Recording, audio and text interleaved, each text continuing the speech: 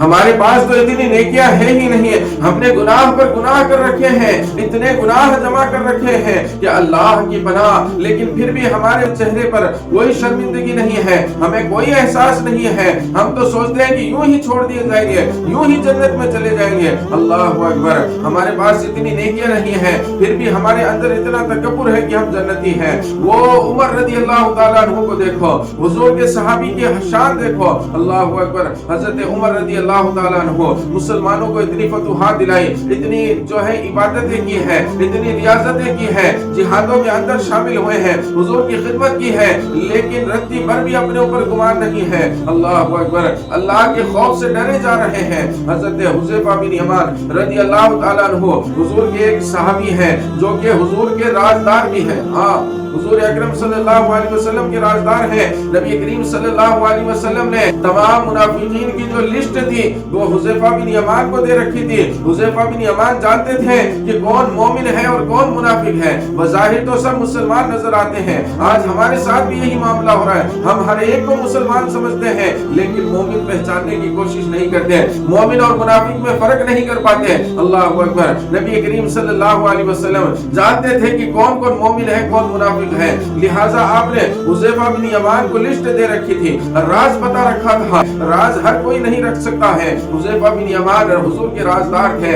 اللہ اکبر، نبی اکرم صلی اللہ علیہ وسلم کی وصال ظاہری کے بعد لوگ اس بات کا ہمیشہ خیال رکھتے تھے کہ جب بھی کوئی جنازہ آتا، جب نماز جنازہ پڑھی جاتی تو صحابہ پہلے یہ دیکھتے کہ حذیفہ بن یمان اس جنازے میں ہے یا نہیں ہے۔ اللہ اکبر، کیونکہ لوگ جانتے تھے نا کہ حذیفہ بن یمان اگر اس جنازے میں ہے تو یہ ایک مومن کا جنازہ ہے، اور حذیفہ بن یمان نہیں ہے تو پھر یہ مومن نہیں ہے، یہ منافق ہے۔ لہذا صحابہ پہلے دیکھتے کہ مومن کا جنازہ ہے یا منافق کا ہے، حذیفہ ہے یا نہیں ہے، اس کے بعد جنازے میں شامل ہوتے ہیں۔ آج تو اللہ ماشاءاللہ کہیں بھی انتقال ہوا کسی کے جنازے میں ہم شامل ہو جاتے ہیں، کہتے ہیں یہ تو مومن ہے، مسلمان ہے۔ اللہ اکبر، میں عرض یہ کرنا چاہ رہا تھا، حذیفہ بن یمان کے پاس لسٹ تھی، وہ جانتے تھے کہ کون منافق ہے۔ حذیفہ بن یمان فرماتے ہیں کہ ایک مرتبہ رات کو میں سویا ہوا تھا، رات کے پچھلے پہر کا وقت تھا، اچانک دروازے پر دستک ہوتی ہے، میں گھبرایا کہ اتنی رات کو گھر پر کون آیا ہے۔ میں نے اٹھا دروازہ کھولا، سامنے کیا دیکھتا ہوں، 22 لاکھ میل مربع کے خلیفہ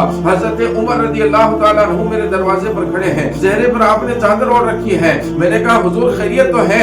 اللہ اکبر، اتنی رات کو آپ میرے گھر پر کیا کر رہے ہیں؟ اللہ اکبر، حضرت عمر رضی اللہ تعالیٰ عنہ گھر میں داخل ہوئے، سلام و کلام کیا، سلام و کلام کرنے کے بعد کہا اے حذیفہ دیکھ میری داڑھی پک گئی ہے، اے حذیفہ دیکھ میرا وقت قریب آ رہا ہے، اتنے دن میں مٹی کے اوپر جی لیا، اب مٹی کے نیچے جانے کا وقت آ رہا ہے۔ تو حذیفہ کہتے ہیں میں نے کہا حضور پہلیہ نہ بجھائی ہے، اتنی رات گئے آپ کس لیے آئے ہیں وہ بتائیے۔ حضرت عمر رضی اللہ تعالیٰ عنہ فرماتے ہیں کہ اے حذیفہ آج جب میں عشاء کی نماز کے بعد مسجد سے باہر نکلا تو میں نے سنا چند میرے ساتھی یہ بات کر رہے تھے کہ عمر بہت نیک ہے، عمر بہت نیک ہے، عمر جنتی ہے، آپ اور ہم ہوتے تو خوش ہو جاتے ہیں، لیکن عمر رضی اللہ تعالیٰ عنہ کو دیکھیے، تکبر نہیں ہے نا، تکبر نہیں ہے اندر۔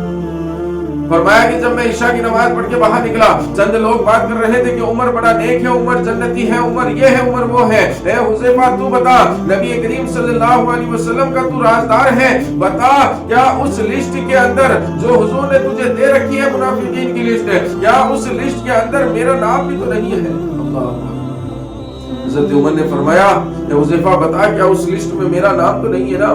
کہیں میں پھنس تو نہ جاؤں گا نا موت کے بعد، مجھے پہلے بتا دے تاکہ میں رب ذوالجلال سے توبہ و استغفار کروں۔ حضرت حذیفہ رضی اللہ تعالیٰ عنہ فرماتے ہیں حضور میں نے اس لسٹ کے اندر آپ کا نام نہیں دیکھا، منافقین کی فہرست میں آپ کا نام نہیں ہے، لیکن میں نے اتنا ضرور اپنے نبی سے سنا ہے، میرے نبی نے فرمایا کہ میرے بعد اگر کوئی نبی ہوتا تو عمر ہوتا۔ سبحان اللہ، میرے بعد اگر کوئی نبی ہوتا تو عمر ہوتا۔ اس سے زیادہ میں آپ کو کیا بتاؤں، جس کو حضور نے یہ کہا ہو کہ میرے بعد اگر کوئی نبی ہوتا تو وہ عمر ہوتا۔